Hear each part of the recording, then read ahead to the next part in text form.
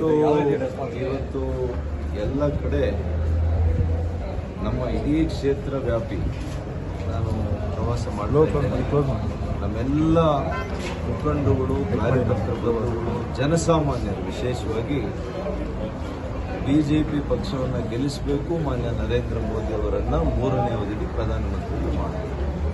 ಅವರೇ ಸ್ವಯಂ ಪ್ರೇರಣೆಯಿಂದ ನೀವು ಹೆಚ್ಚು ಶ್ರಮ ಪಡಬೇಡಿ, ನಾವು ಹಾಕದೆ ಮೋದಿಯವರಿಗೆ, ನಾವು ಹಾಕದೆ ಬಿಜೆಪಿ, ನೀವು ಒಳ್ಳೆ ಕೆಲಸ ಮಾಡಿದ್ರಿ ಮಂತ್ರಿಗಳಾಗಿ ನಿಮಗೆ ಮಾತಾಡ್ತೀವಿ.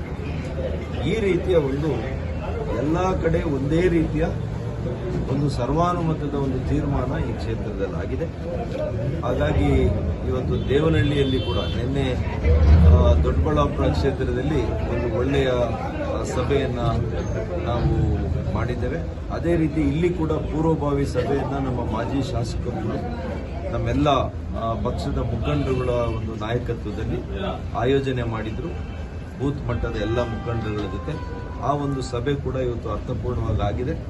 ಮುಂದೆ ಯಾವ ರೀತಿ ಸಾರ್ವಜನಿಕವಾದಂತಹ ತಾಲೂಕು ಮಟ್ಟದ ಒಂದು ಪ್ರಚಾರದ ಚುನಾವಣಾ ಪ್ರಚಾರದ ಸಭೆಯನ್ನು JDS ಮತ್ತು ಬಿಜೆಪಿಯ ಸಮನ್ವಯತೆಯ ಸಭೆಯನ್ನು ಮಾಡುವಂಥದ್ದು ಮತ್ತು ಅದರ ಮೂಲಕ ಸಾರ್ವಜನಿಕ ಸಭೆಯನ್ನು ಮಾಡಿ ಯಾವ ರೀತಿ ಜಿಲ್ಲಾ ಪಂಚಾಯಿತಿ ಹಂತದಲ್ಲಿ ಹೋಗಿ ಪ್ರಚಾರ ಸಭೆಗಳನ್ನು ಹಮ್ಮಿಕೊಳ್ಳಬೇಕು ಅಂತೇಳಿ ಇವತ್ತು ನಾವೆಲ್ಲ ಕೂಡ ಚರ್ಚೆ ಮಾಡಿದ್ದೇವೆ. ಬಹಳ ಪಾಸಿಟಿವ್ ಆಗಿದೆ ಎಲ್ಲ ಕೂಡ.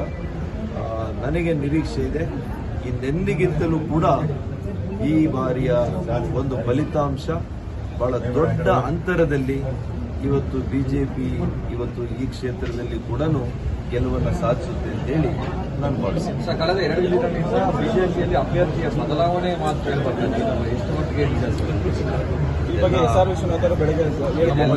ಬದಲಾವಣೆ ಆಗ್ತಾರೆ ಇದೆಲ್ಲ ಪಾಪ ಅವರವರ ವೈಯಕ್ತಿಕವಾಗಿರ್ತಕ್ಕಂಥ ಅಭಿಪ್ರಾಯ. ಭಾರತೀಯ ಜನತಾ ಪಕ್ಷ ಒಂದು ರಾಷ್ಟ್ರೀಯ ಪಕ್ಷ, ಇಡೀ ವಿಶ್ವದಲ್ಲಿ ಅತ್ಯಂತ ದೊಡ್ಡ ಮಟ್ಟದ ಕಾರ್ಯಕರ್ತರನ್ನ, ದೊಡ್ಡ ಸಂಖ್ಯೆಯ ಕಾರ್ಯಕರ್ತರನ್ನ ಇಟ್ಕೊಂಡಿರುವಂಥ ಪಕ್ಷ. ಒಂದ್ಸಲಿ ತೀರ್ಮಾನ ಅತ್ಯಂತ ಯೋಚಿತವಾಗಿರ್ತಕ್ಕಂತಹ ಒಂದು ತೀರ್ಮಾನವನ್ನು ತೆಗೆದುಕೊಳ್ತಾರೆ. ಇದೆಲ್ಲ ಕೂಡ ಕೆಲವು ವೈಯಕ್ತಿಕ ಆಸೆ ದುರಾಸೆಗಳಿಂದ ನೀಡುವಂತ ಒಂದು ವ್ಯಾಖ್ಯಾನ. ಇದಕ್ಕೆ ಯಾವುದೇ ಎಲ್ಲರ ಮನೆಗೂ ಕೂಡ ಭೇಟಿ ಕೊಡ್ತೇನೆ. ವಿಶ್ವನಾಥ್ರವರು ಕೂಡ ನಮ್ಮ ಹಿರಿಯ ನಾಯಕರು. ಅವ್ರಿಗೇನೇ ಬೇಜಾರಿದ್ರು ಕೂಡ, ಅವ್ರಿಗೇನೇ ಮಗನಿಗೆ ಇವತ್ತು ಅವಕಾಶ ತಪ್ಪಿರೋದ್ರಿಂದ ಅವರು ಸ್ವಾಭಾವಿಕವಾಗಿ ಸ್ವಲ್ಪ ಬೇಜಾರಿನಲ್ಲಿ ಇರ್ಬೋದು. ಆದರೂ ಕೂಡ ಇದನ್ನ ಮೀರಿ ಅವರು ಪಕ್ಷದ ಕಟ್ಟಾಳಾಗಿ ವರ್ತಿಸ್ತಾರೆ ಅಂತ ನಾನು ಆಶಾಭಾವನೆಯಿಂದ ಇದ್ದೇನೆ. ಅವರು ಸಮಯ ಕೊಟ್ಟಾಗ ನಾನು ಪ್ರಯತ್ನ ಮಾಡ್ತಾ ಇದ್ದೇನೆ. ಸಮಯ ಕೊಟ್ಟಾಗ ಖಂಡಿತವಾಗಿ ಕೂಡ ನಾನು ಅವರ ಮನೆಗೆ ಭೇಟಿ ಕೊಟ್ಟು ಅವರನ್ನು ಕೂಡ ವಿಶ್ವಾಸದಲ್ಲಿ ಮುಂದೆ ಚುನಾವಣೆಯನ್ನು ಎದುರಿಸುವಂತ ನಾವು ಕೆಲಸ ಮಾಡ್ತೇವೆ. ನಾವೆಲ್ಲ ಕೂಡ ಒಗ್ಗಟ್ಟಾಗಿ